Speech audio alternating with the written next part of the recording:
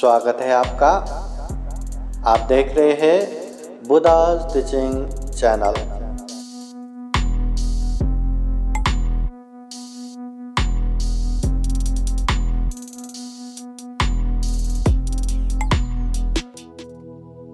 बोले साधु साधु साधु। पुण्यं चे पुरिसो कैरा कैराते तं पुनः पुनः तम्मि छन्दं कैरात सुखो पुण्यसौचयो पुत्तामत्ते धनमत्ते इति बालो विहन्यति आत्ता हि आत्तनो नाति कुतो पुत्ता कुतो धनं सपपापसकरणं कुशलसौपसम्पदा सचितपरियोदपनं एतं बुद्धानुशासनम्।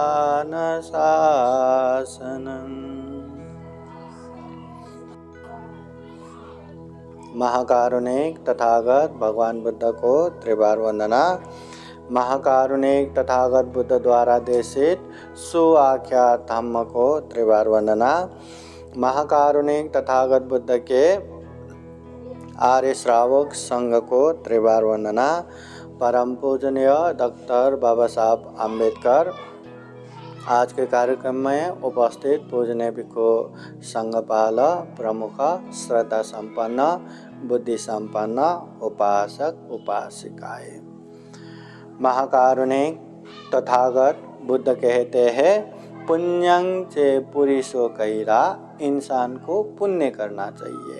कैरा थे तंग पुनः पुनः, एक बार किया बस हो गया ऐसा नहीं बैठना, बार बार करते रहना चाहिए।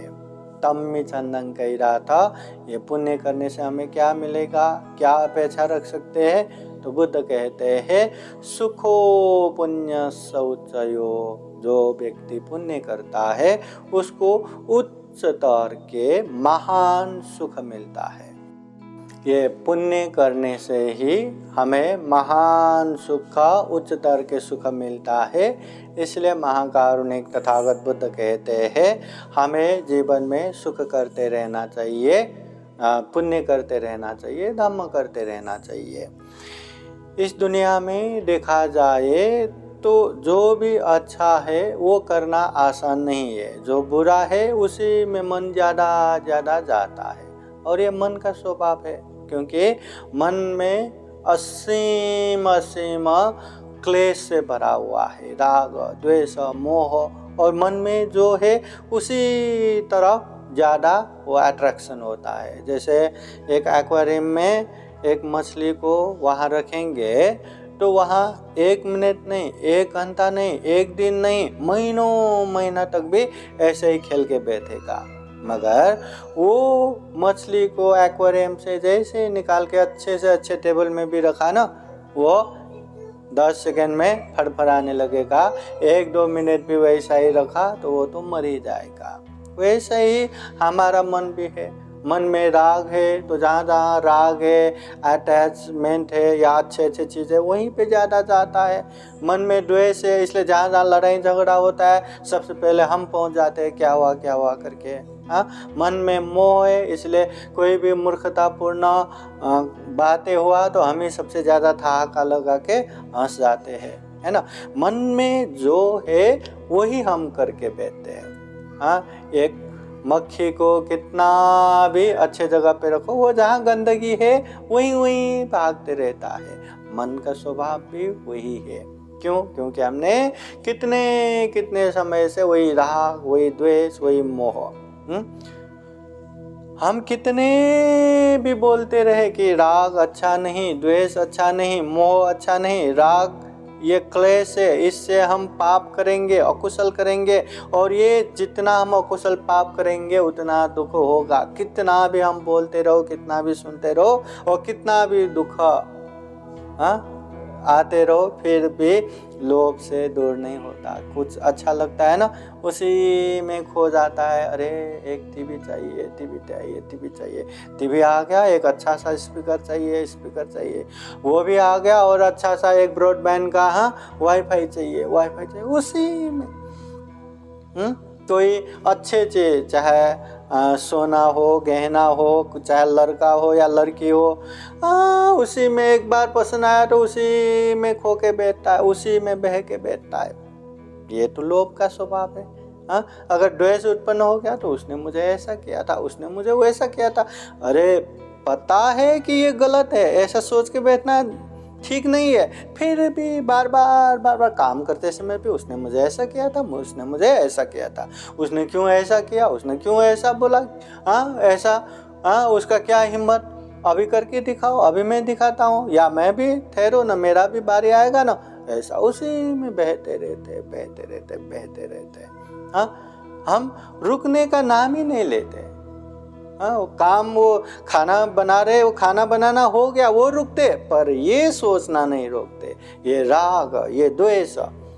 इसलिए महाकारुणिक तथागत बुद्ध कहते हैं, अक्को छिमंग अवधिमंग अजिनिमंग अहासिमे ये चतांग उपनयन्ते वेरंग तेसंग न सम्मति।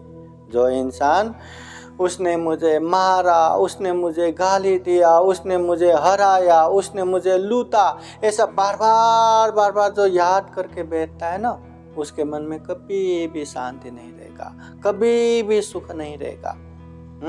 हमारे जीवन में ऐसी घटनाएं होता रहता है, हर एक के जीवन में ऐसा रहता है।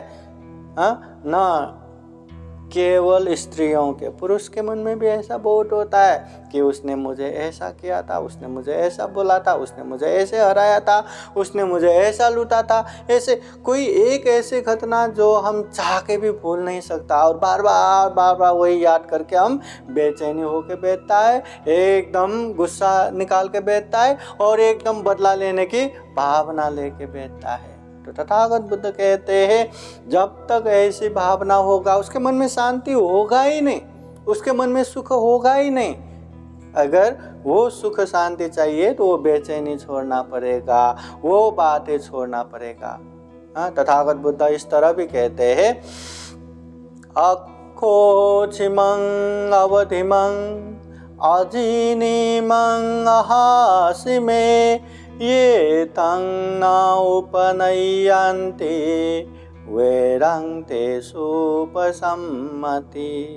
अभी जो व्यक्ति, जो इंसान, उसने मुझे मारा, उसने मुझे गाली दिया, उसने मुझे हराया, उसने मुझे लूटा, ऐसे बार बार सोचना बंद किया ना, उसको छोड़ दिया ना, उसके मन में वैर शांत होता है, उसके मन में द्वेष क्रोध शांत होता है, उसके मन में सुख शांति होता है। तो इसके लिए हमें जीवन में ऐसे बहुत सारे घटना होता है, तो उसमें अगर मैं उसके जगह पे होता तो मैं क्या करता। तो उस तरह से अपने आप को अत्तानंग उपमंकत्व, अपने आप को उदाहरण के रूप में रख के एक बार सोचो। तो जो गुस्सा आ रहा है ना, इतना ज़्यादा, वो थोड़ा कम होगा। और ये भी सोचो कि उस समय वो घटना हुआ, वो शायद मेरी गलती थी, मैं दिल से क्षमा मांगता हूँ, बस उसको वहीं पे ख़त्म करो, छोड़ दो। या आप रह के ये नहीं मान पा रहे कि इसमें मेरा दोष है ही नहीं, मेरा गलती है ही नहीं, तो सोच लो सामने वाले का गलती रहेगा, वो अज्ञान है, वो मूर्ख है, उसने किया तो वो वही भुगतेगा ना। तथागत बुद्ध ने कहा है, सब्बे सत्ता कम्म सका, यहाँ दुनिया में जो भी कर्म करता है वो ही भुगतता है। तो उसने जो किया मूर्खता से किया, या उसने अभिमान से, अहंकार से किया, जो वो करेगा वही भुगतेगा। तो मैं क्यों बेचैनी बने रहूं, मैं क्यों तन करके रहूं। बस आराम से उसको छोड़ दिया तो मन में सुख शांति आना शुरू हो जाएगा। इसलिए जीवन में ऐसी घटनाएं, ऐसी बातें हर किसी के जीवन में होता रहता है। मगर तथागत बुद्ध के वो वाणी याद करके उस चीज को जितना जल्दी हम छोड़ेंगे उतना ज्यादा हमारे जीवन में सुख शांति आएगा। तथागत बुद्ध किसी को भी दुख मुक्ति का जिम्मेदारी नहीं लेता। तथागत बुद्ध हमेशा कहता है तुम में ही किचंग आतपो अखा तारो तथागता। तथागत बुद्ध केवल मार्ग दिखाता है, रास्ता बताता है, चलना तुम्हें ही है, करना तुम्हें ही है। बुद्ध ने करुणा रख के ये दुख है तो ये दुख का कारण तृष्णा है, अगर ये तृष्णा है तो दुख और तृष्णा मुक्त अवस्था निर्वाण है। अगर निर्वाण जाना चाहते हो तो उसके लिए आर्य अष्टांगिक मार्ग है, मध्यम मार्ग है, शील समाधि प्रज्ञा का मार्ग है। तथागत बुद्ध ने बहुत मैत्री करुणा पूर्वक सबको बता दिया। तो वो हमें समझ के पालन किया तो हम भी दुख मुक्त होंगे। नहीं केवल जानते ही रहे, केवल सुनते ही रहे, अरे बुद्ध ने ऐसा बताया वो ऐसा बताया, प्रशंसा ही करके बैठेंगे तो हम भी दुख मुक्त नहीं हो सकता। तो करना हमें ही है। बुद्ध ने किसी को भी जिम्मेदारी नहीं लिया कि मैं तुम्हें दुख मुक्त कर दूंगा, आओ मेरे शरण में। बुद्ध मोक्षदाता नहीं है, मार्ग प्रदर्शक, रास्ता दिखाने वाले हैं। मगर तथागत बुद्ध ये भिक्षु संघ में अपने शिष्यों को हमेशा कहते रहते हैं, भिक्षुओं एक अहंकार छोड़ दो, एक अभिमान छोड़ दो, दुख मुक्त कराने की जिम्मेदारी मैं लेता हूँ। मतलब इतना भयानक रहता है ये अहंकार। अहंकार। इसलिए भगवान बुद्ध के समय में भी ऐसा बहुत सारे घटना हुआ है। एक भगवान बुद्ध के बुआ के लड़के बुढ़ापे में वो भिक्षु बन गया, और भिक्षु बन गया तो उसको अहंकार है कि ये तो अपने मामा का लड़का है, भगवान बुद्ध है, तो बहुत रिश्ता हो गया, पाई हो गया। तो बुढ़ापे में भिक्षु बने, अब भिक्षु बनने के बाद वो तो जूनियर ही है ना, सबको वंदना करके बैठना चाहिए। नहीं, वो तथागत बुद्ध के जो धम्महल रहता है ना, वो आसन रहता है, बुद्ध जाने के बाद वही आसन में ऐसा परिमंडल करके अच्छे से बैठा रहता है। अभी बूढ़े बनते ऐसे बैठेंगे तो लगता है ना सीनियर बनते, तो वहाँ बाहर से भी बहुत सारे भिक्षु लोग आते रहते हैं भगवान बुद्ध के दर्शन के लिए। तो जो भी आने वाले वो लोग भी वो बनते बड़े होंगे करके वंदना करके बैठते। अभी ऐसे वंदना करने आए तो नहीं मैं जूनियर हूँ, ऐसा बोलना चाहिए। अब नहीं बोला, आपत्ति हो गया।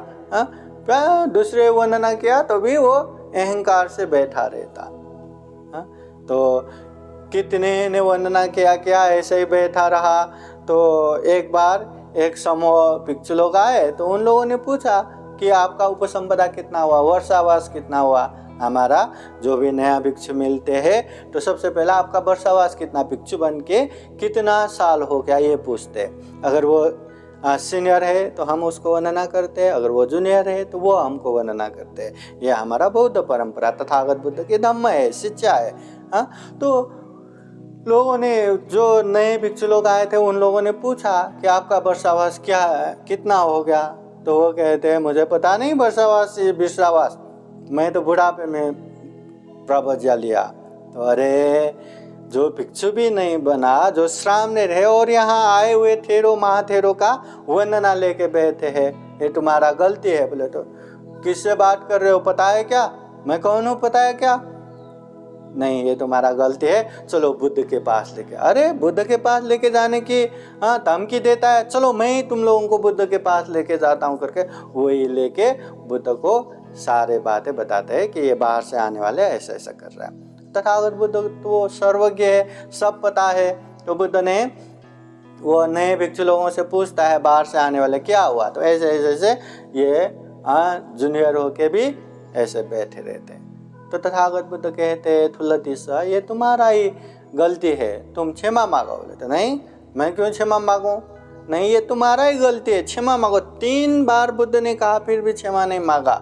दूसरे भिक्षुओं ने गर्दन पकड़ के उसको क्षमा मंगवाया। मतलब एक अहंकार की वजह से सामने वाले को कुछ समझता ही नहीं।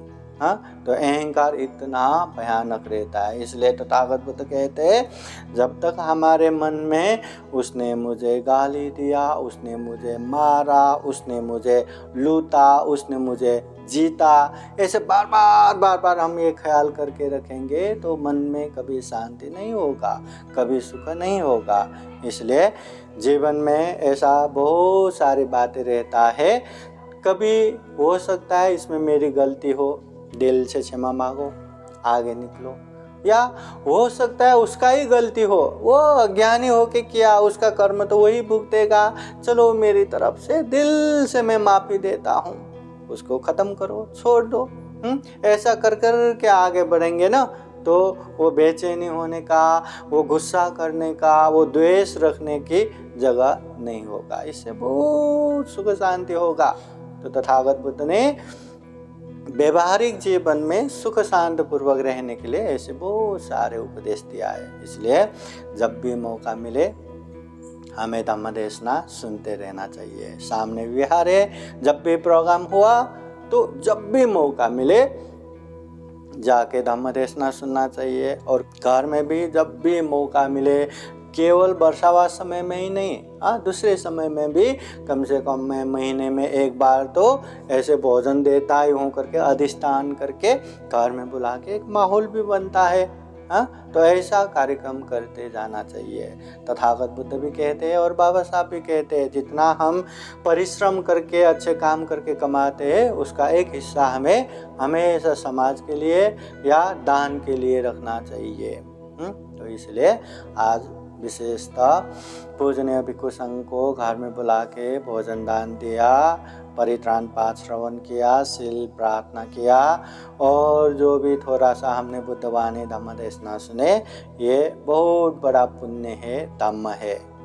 ये अभी सुना, अभी यहाँ पे था, ये ही पुण्य है, यही धम्म है। अगर इसको समझ के जीवन में पालन करेंगे तो कितना बड़ा पुण्य होगा, कितना बड़ा धम्म होगा।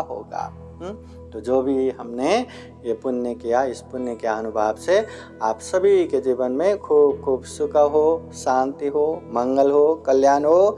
जीवन में ज़्यादा से ज़्यादा ऐसे ही पुण्य कार्य धम्म कार्य करते करते ये दुर्लभ जीवन, ये अमूल्य जीवन, ये सर्वश्रेष्ठ मनुष्य जीवन को सफल बना सके, सार्थक बना सके। जीवन में बुद्ध का, धम्म का, संघ का आशीर्वाद हमेशा रहे और ये जो हमने किया हुआ पुण्य दुख मुक्त निर्वाण प्राप्ति के लिए हेतु हो, कारण हो, ऐसी कामना करते हुए ये धम्म देशना यही समापन करते हैं। अंत में बुद्धवाणी पाली गाथा द्वारा आप लोगों को पूजनीय भिक्षु संघ आशीर्वाद देंगे। सब लोग हाथ जोड़ के 3 बार साधु साधु बोलिए। सब्बेतेयो विवजन्तु सब्बरोगो विनाशतु माते भवत्वन्तरायो सुखे दीर्घायुको भवतु सर्वमङ्गलं रक्षन्तु सर्वदेवता सर्वबुद्धानुभावेन सदा सोते भवन्तु ते भवतु सर्वमङ्गलं रक्षन्तु सर्वदेवता सर्वधर्मानुभावेन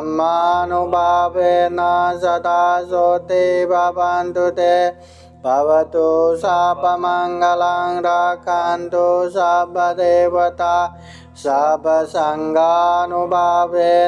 सदा सोते भवन्तु ते येचितं पाचितं द्वियाङ्गिपमेव समेजतु सर्वे पुरेन्तु चेतसङ्कपचन्दो पन्नरसो यथा आयु आरोग्ये सम्पत्ति सर्गसम्पत्तिमेव च अतो निब्बान सम्पत्ति इमिनाते समेजतु।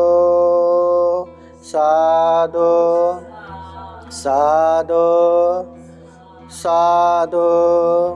बुद्धं नमामि, धम्मं नमामि, संघं नमामि, अहं वन्दामि सर्वदा।